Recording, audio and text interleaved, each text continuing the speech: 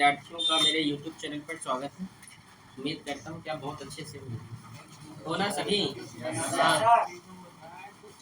किसी को कोई किसी भी प्रकार की समस्या तो नहीं, वीडियो या किसी भी डाउट तो नहीं किसी को? नहीं ना? कुमकुम, देखिए हमने कल अनुपात पढ़ा और अनुपात में हम प्रश्नावली जो हमने कल कंप्लीट किया, आपने वीडियो देखा? बहुत लोग देखे नहीं। ठीक है, तो आप लोग को समझ में आया हो? आया ना? ठीक है, कई बार अगेन टू अगेन देखे हो। ठीक है, देखिए आज हम जो है समानुपात पढ़ेंगे। क्या पढ़ेंगे? समानुपात की समानुपात एक्चुअल में होता क्या है। ठीक है, देखिए एग्जाम में आपके इसी एक्सरसाइज से क्वेश्चन बनते हैं और यहीं से बनते हैं। ठीक है, अधिकतर हमने देखा है तो यहीं से क्वेश्चन अधिकतर बनते हैं। ठीक है, तो समानुपात का मतलब उस दिन आपको मैंने पढ़ाया था कि दो अनुपात होंगे आपस में क्या होंगे, बराबर होंगे, वही समानुपात होगा। ठीक है, तो देखिए इसमें सबसे पहले चार टर्मिनोलॉजी यूज होंगे। कितने? ध्यान से देखो कुशवाहा। ठीक है, क्या नाम है तुम्हारा? ठीक, आदित्य कुशवाहा। ठीक, देखिए अच्छा नाम है। देखिए एक होगा प्रथमानुपाती। क्या होगा? प्रथमानुपाती। सब हिंदी मीडियम है ना आप लोग? दूसरा है यहाँ पे मध्यानुपाती। क्या जी? तीसरा हम यहाँ पर देखेंगे तृतीयानुपाती। क्या?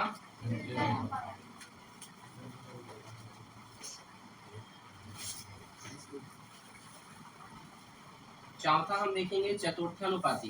क्या देखेंगे? यहाँ तक किसी कोई समस्या नहीं ना? सबको यहाँ तक कोई डाउट तो नहीं है किसी को? प्रथमानुपाती क्या है, मध्यानुपाती क्या है, कि तृतीयानुपाती क्या है? बेटा लवली, मुंडी नीचे करने से समझ में नहीं आएगा जी। ऊपर देखो, आप लोग आ जा रहे हो, बैठ जा रहे हो, खाली मुंडी नीचे कर दे रहे हो, क्या समझोगे?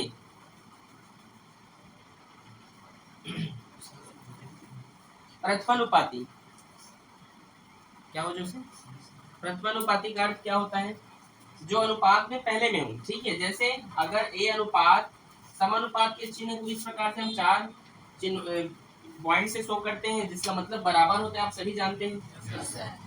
प्रथमानुपाती मतलब अगर इस प्रकार से राशियां ए अनुपात बी समानुपात सी अनुपात डी, तो इसमें जो ये फर्स्ट वाला टर्म होगा ये होता है प्रथमानुपाती। क्या होता है? समझ में आया? आया ना?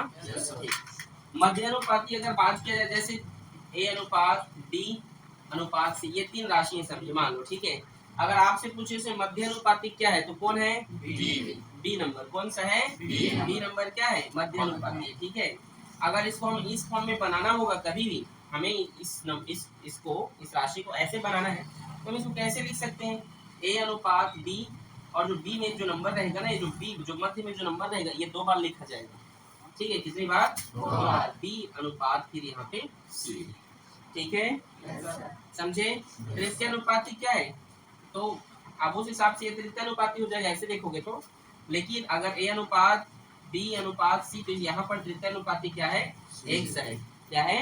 एक से है। ठीक है, चतुर्थानुपाती क्या है? तो ये डी को समझ लीजिए आप। चतुर्थानुपाती चौथे में होगा। यहाँ पर जो बीच में मध्यानुपाती का जब भी क्वेश्चन बनेगा ना, उसके एग्जाम्पल से जब आपको समझाऊंगा तो समझ में आ जाएगा। ठीक है, तो चलिए हम सबसे पहले क्या करते हैं, एक एक क्वेश्चन से समझते हैं। ठीक है, सबसे पहले हम यहाँ पर एक क्वेश्चन लेते हैं। ठीक है,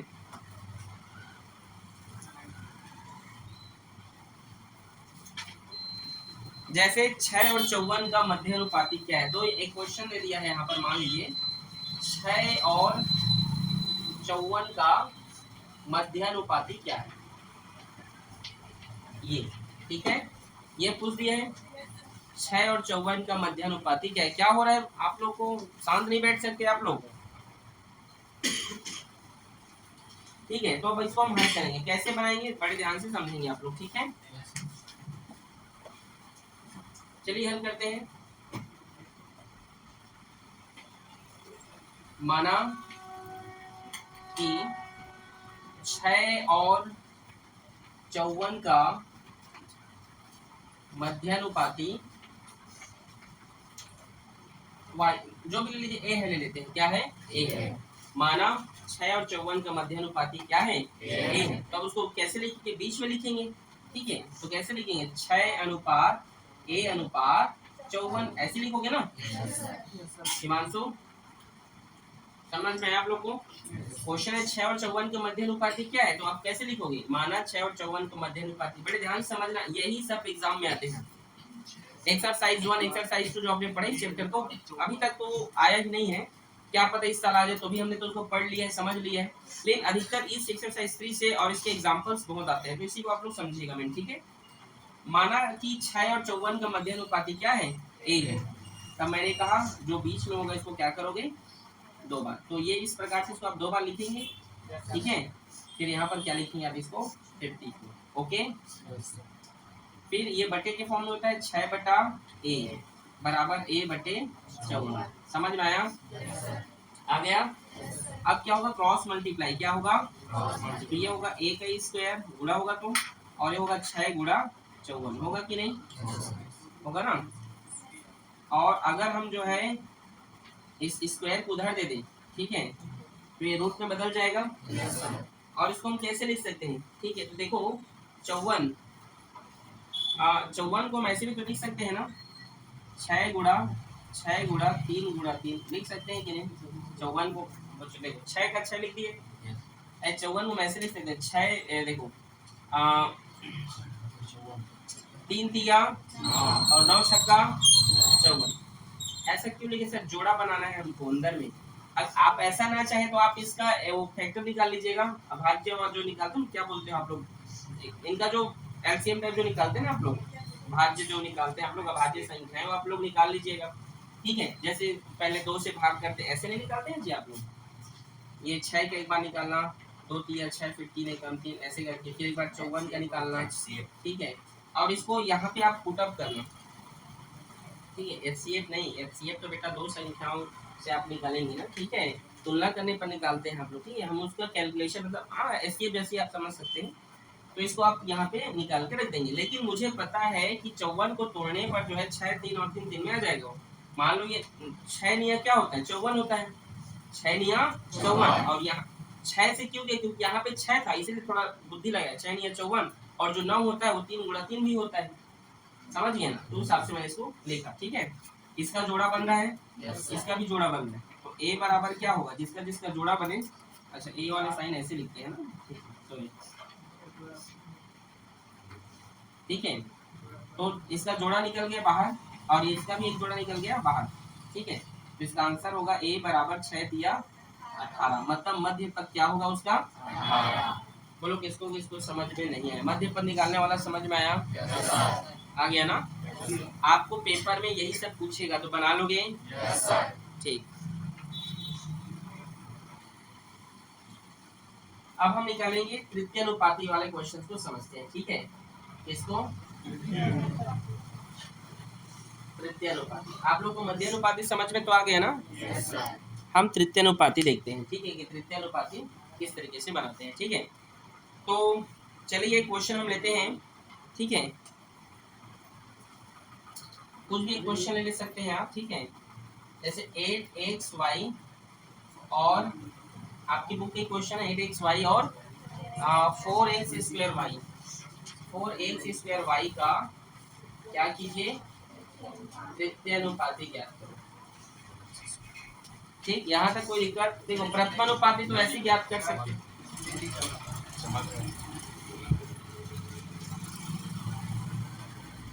ठीक है। समझ में आया कि नहीं, 8xy और 4x² y का तृतीय अनुपाती आपको ज्ञात करने के लिए बोले, कैसे निकालोगे आप, तो देखो हल करेंगे इसको हम, ठीक है।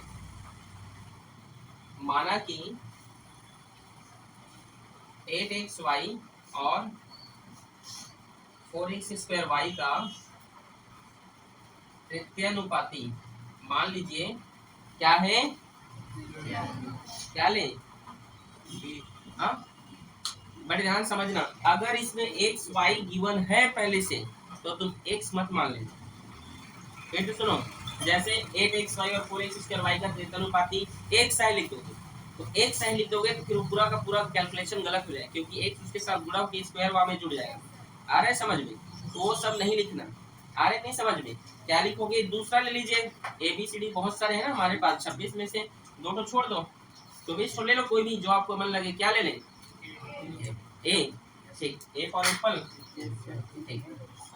त्रिकोणानुपाती क्या है? ए है। कोई दिक्कत किसी को? नहीं। तो 8xy अनुपात 4x² अनुपात ए, ठीक है, यहाँ तक कोई दिक्कत? ठीक। आगे देखिए, 8xy अनुपात 4x² और जो बीच में होता है उसको हम क्या करते हैं? 2 बार लिखते हैं, इसको हम 2 बार लिखेंगे इस तरीके से, 4x² अनुपात ए, ठीक है। आगे चलिए देखिए, ये क्या है? बटे में कर सकते हैं इसको, आप आगे लिखें 8xy बटे 4x² बराबर 4x² बटे ए, ठीक है। ओके, कोई दिक्कत? अब क्या करेंगे? Cross multiply. क्या करेंगे? अगर आप चाहें तो यहाँ से कटा भी सकते हैं, y से y कट गया, 4 एकम 4 दूने 1 x से 1 x कट गया, तो ऊपर में क्या बचा है? 2 बचा है, और नीचे में क्या बचा है? x बचा है ना, ये x, और इधर 4x² बटे a, ठीक है। कोई दिक्कत? ठीक है। अच्छा देखो, यहाँ पर आप ऐसे भी काट सकते हैं, ये भी लिखने जरूरत नहीं है, ऐसी बात नहीं है। क्या लिख सकते हो? चलो लिख देता हूँ, जैसे 2 एकम 2 2 2 4, यहाँ सीधा सीधा काट सकते हो, ऐसी बात नहीं है। आ रहा है समझ में? ठीक है, तो चलो काट देते हैं। 2 एकम 2 दूने कट गया ना, ये क्रॉस मल्टीप्लाई कर दे रहा हूँ, बाद में फिर नहीं समझोगे आप लोग। आप यहाँ पर भी क्रॉस मल्टीप्लाई कर सकते थे। आ रहा है समझ में? क्रॉस आपको जैसा उचित लगे आप बना सकते हैं, आप स्वतंत्र हैं, ठीक है। अब यहाँ पर क्रॉस मल्टीप्लाई कर दिया तो ये क्या होगा? 2a होगा ना, और नीचे में 1x बचा है ना, इसके साथ होगा क्या होगा? 4x³ होगा, x² है और 1x यहाँ पर है तो गुणा होगा, तो x³ होगा ना। a का मान निकालेंगे, 2 एकम 2 दूने 2x³ और a क्या था? त्रिकोणानुपाती था, तो हम बोल सकते हैं कि हमारा यहाँ पर त्रिकोणानुपाती क्या है? 2x³ है। इजी है? ऐसे ही आपको पूछा जाएगा, ठीक है। बोलो इजी है कि नहीं? ठीक, चलिए आगे हम देखते हैं, मिटा रहा हूँ इसको, ठीक है। देखो यहाँ पे आपके बुक में एक एग्जांपल दिया गया है, बहुत ही IMP वेरी मोस्ट एग्जांपल है ये। A अनुपात B समानुपात C अनुपात D हो तो आपको सिद्ध करना है, ये बहुत इंपॉर्टेंट है, बड़े ध्यान से इसको समझेंगे, ठीक है। इसको मिटा रहे हैं, ठीक है।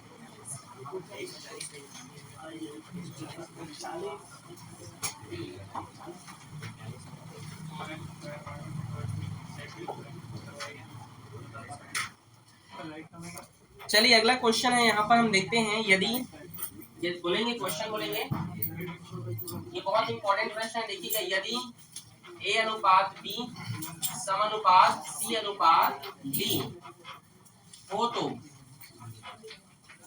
सिद्ध कीजिए। क्या कीजिए? क्या सिद्ध करना है भाई? सिद्ध कीजिए, बोलो।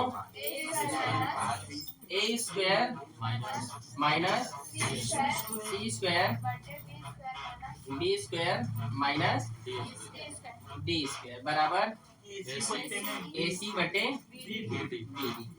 ये क्वेश्चन है बेटा, ठीक है। तो सबसे पहले आप लोगों को प्रथमानुपाती, मध्यानुपाती, ये सब समझ में तो आ गए होंगे, आ गए ना। तो चलिए हम यहाँ पर इस क्वेश्चन को दोनों साइड से लेकर हम बनाएंगे, एक बार LHS से एक बार RHS से। समझ आ रहा है कश्यप जी? ठीक, चलिए देखिए, इसको LHS कहते हैं। तो सबसे पहले देखिए यहाँ पर हल करते हैं, दिया है हमारे पास यहाँ पे, क्या दिया है कि A अनुपात B बराबर क्या है? C अनुपात D। यहाँ पर हम क्या करते हैं? एक अनुपातिक चिन्ह लेते हैं जिसको हम के बोलते हैं। क्यों के लिए सर? इसलिए के लिए क्योंकि हमें एक वैल्यू फाइंड करना होता है, एक मान निकालना होता है, ठीक है। तो A बटे B बराबर C बटे D बराबर के। के क्या है, तो के एक अनुपातिक नियतांक है या चिन्ह आप उसको बोल सकते हैं। क्यों लिए सर? क्योंकि हमें किसी का ये एक वैल्यू का पर्टिकुलर वैल्यू चाहिए, मान चाहिए, इसलिए आप हमें उसे मानना पड़ा। ठीक है, ठीक है जी। तो देखिए ए का मान निकालेंगे तो ए बटे बी के लिए भी के होगा और सी बटे डी के लिए भी के है, तो इसके साथ गुणा कर देंगे तो होगा ये बी के, क्या होगा, और सी का करोगे तो ये होगा डी के। समझ में आया? अब एलएचएस से, एलएचएस में देखो ये क्वेश्चन है A square minus C square बटे B square minus D square, ये एलएचएस है बेटा, ये है ना, वो आरएचएस है। तो देखिए ए का मान क्या दिया है, बी के दिया है ना, यहाँ स्क्वायर लगा तो स्क्वायर लगा दिए, माइनस का सी का मान क्या है, डी के, यहाँ स्क्वायर लगा है, तान्या समझ आ रहा है, और नीचे में देखो बी का मान तो कहीं पर नहीं है, तो ये B square minus D square. समझ में आया आप लोग को? इस स्क्वायर का मतलब है जो बी के लिए भी है और किसके लिए है, के लिए भी है ना। ठीक है, तो इसको हम क्या लिख सकते हैं, बी का स्क्वायर, और क्या लिख सकते हैं, ए का स्क्वायर माइनस डी का स्क्वायर के का स्क्वायर बटे B square minus D square. समझ में आया?